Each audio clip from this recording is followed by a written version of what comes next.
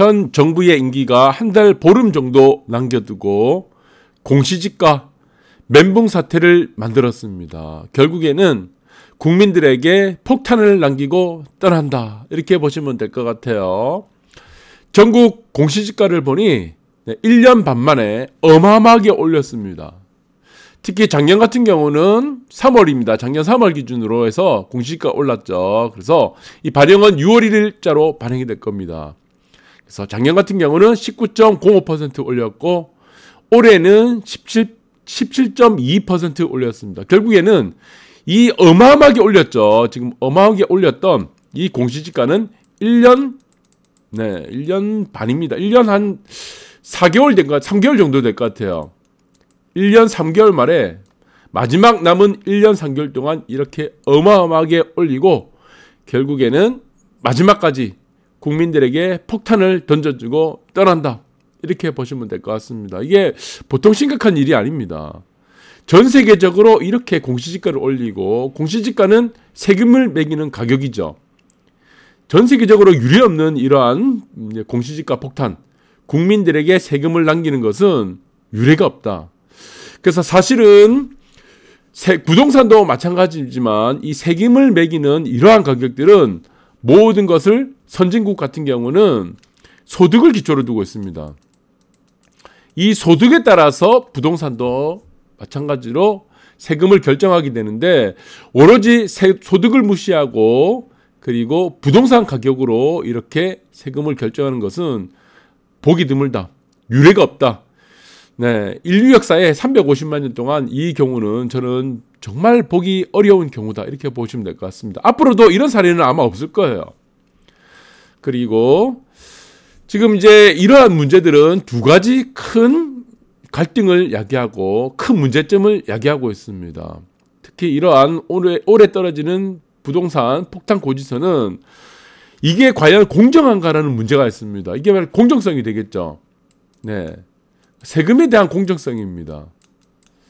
조세 형평주의 이런 것들과는 또 일맥상통한 부분이 되겠죠. 그러면은 집 두 채 가지고 있어서 공시지가가 합산 8억인 분들 그리고 집 한 채 가지고 있는 공시지가 20억인 분들을 비교해보니 집 두 채 있는 8억이 공시지가 20억보다 세금을 많이 내야 된다. 이게 과연 공정한가라는 문제도 우리가 또 생각을 해봐야 되겠죠. 그래서 저가주택 여러 채 갖고 있는 사람이 고가주택 한 채 있는 사람보다 과연 세금을 많이 내야 되는가. 이 부분도 우리가 지금 해야 될 것 같고 그리고 마찬가지지만 집을 많이 갖고 있는 사람이 이게 반드시 적폐라고 할 수 있습니까? 이것이 과연 나쁜 사람이라고 할 수 있냐? 집을 많이 갖고 있는 사람들의 우리가 지금 부동산에서 순기능이 무엇이겠습니까? 여기도 순기능이 있죠. 무엇입니까? 전월세 가격을 안정시키는 사람들입니다. 네, 이것은 무주택자들에게 주택을 공급하는 사람들이죠. 무주택자들은 만약에 다주택자들이 공급을 하지 않는다 그러면은 당연히 임대주택으로 들어가야 됩니다. 임대주택은 누구도 원하지 않습니다. 그렇기 때문에 이러한 양질의 주택 공급을 할 수 있는 사람들이 다주택자들이기 때문에 이것을 과연 모든 사람들에게 다주택자들에게 적폐시를 해야 되는가. 이 부분에서 따라서 또 공정이라는 문제도 사회적 공정이라는 문제도 우리가 생각을 해봐야 될 것 같습니다. 그 다음에 또 하나가 부동산 평가력이죠. 지금 한 달 보름 남겨놓고 마지막까지 지금 평가를 하고 있습니다. 어떻게 편을 가르고 있습니까? 무주택자인 사람들, 1주택자인 사람들, 다주택자인 사람들. 그래서 이렇게 이분법적으로 굉장히 이분법적으로 지금 생각하고 있습니다. 이것은 이제 무주택자들을 지금 가난한 사람들이 혹은 지금 무주택자인 사람들 그리고 1주택자인 사람들은 이 사람들은 선한 사람이라는 것들 그리고 다주택자들은 마찬가지죠. 아까도 말씀드렸지만 이 사람들이 양질의 주택을 공급하는 사람들이죠. 그리고 전월세 가격을 안정시키는 사람들인데 이 사람들은 나쁜 사람이라는 굉장히 이건 극단적인 이분법적인 흑백 논리로 지금 접근하고 있습니다. 이것은 사회적으로 이건 좋은 현상이 아니죠. 네, 무주택자인 사람들, 1주택자인 사람들은 선하고 다주택자인 사람들은 나쁘다. 그래서 너희들은 다주택자들은 세금을 많이 내. 소득에 관계없이. 이런 것들이 계속 갈등을 유발시키고 있다는 겁니다. 이것을 마지막 남은 한 달 보름 남겨놓고까지도 이렇게 지금 국민들에게 폭탄을 던지는 이러한 일들은 저는 이제 사회적으로 국가적으로 봤을 때 굉장히 손실이다 이렇게 보고 있습니다. 많이 개선이 돼야 될 것 같아요. 서울 2주택자 보유세 껑충 뛰어가지고 2주택자는 이제 보시면은 아까도 말씀드렸지만 8억, 20억 공시지가 20억을 돈을 많이 낸다고 했죠. 2,400만 원을 더 내고 있습니다. 같은 지금 1주택자와 2주택자를 공시지가가 같다고 했을 때도 2,400만 원 더 내고 있죠. 그래서 이거는 조세 형평성의 논란이 계속되고 있다. 이것이 과연 공정한 것인가? 그리고 다주택자도 5월까지 팔면 된다고 그랬는데 이것도 양도세가 걸려 있죠. 그래서 이런 부분들이 계속 딜레마에 쌓이게 되는데 저는 이 부분은 이제 조정이 될 것 같습니다. 어차피 5월 말까지니까 이 세수를 걷는 부분들은 세율을 조정하면 되겠죠. 공시지가는 조정이 힘들다고 하더라도 세율을 조정하면 되고 그리고 다주택자에 대한 중과를 조정하면 될 것 같습니다. 저는 조정이 될 것 같아요. 그래서 지금 아직 정신 못 차리고 편가르기만 하니 정말 화난다. 세금 차별 단단히 불났다. 자, 이런 세금 차별의 문제는 지금 공정성이라는 문제도 있지만 더 심각한 것은 세금에 대한 문제를 소득을 기준으로 놓고 보지 않는다는 것이 가장 큰 문제입니다. 소득이 없는 상태에서 집만 가지고 있는 사람들이 어떻게 세금을 내겠습니까? 그래서 선진국들은 가장 중요한 것을 무엇에 베이스를 두냐? 소득의 베이스를 둔다는 것이다. 소득이 많은 사람들이 집을 가지고 있다. 한 채를 가지고 있어도 당연히 그 기초가 소득이기 때문에 더 많이 낼 수 있지만 소득이 없는 사람들이 소득이 거의 굉장히 소득이 낮은 사람들이 다주택자인 경우도 집을 많이 갖고 있다는 이유로 세금을 많이 내는 것이 아니고 소득을 기초로 해서 세금을 납부하는 것이 저는 이것이 사회적인 공정성을 만드는 것이라고 생각이 듭니다. 그래서 임대인 보유세 1%만 늘어도 증가분 30-40% 결국에는 전월세 보증금에 전가된다는 거죠. 전월세는 또 월세 또 이것도 어떻습니까? 월세 또 올라가게 되겠죠. 이런 효과들입니다. 결국에는 이 정가 수준이 더 높을 가능성이 크다라는 부분입니다. 그래서 이 세금을 다주택자들에게 세금을 올리는 것은 결국에는 하위 계층들 특히 무주택자들이라거나 임차인들에게 크나큰 지금 악영향을 주는 거죠. 부담을 주는 겁니다. 그래서 이런 부분들이 결국에는 우리가 무주택자들이라든가 임차인들이 박수칠 일은 결국 아니다. 결국에는 나한테 전가되는 부분이기 때문에 지금 공정성이라는 문제 이 부분들에게 있어서 가장 와닿는 사람들은 저는 임차인들이라 보고 있습니다.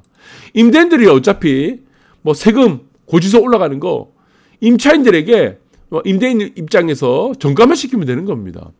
결국에는 사회적 비용만 늘어나게 되고 이러한 세금으로 올라가는 것은 결국에는 소비만 줄이게 되는 거죠.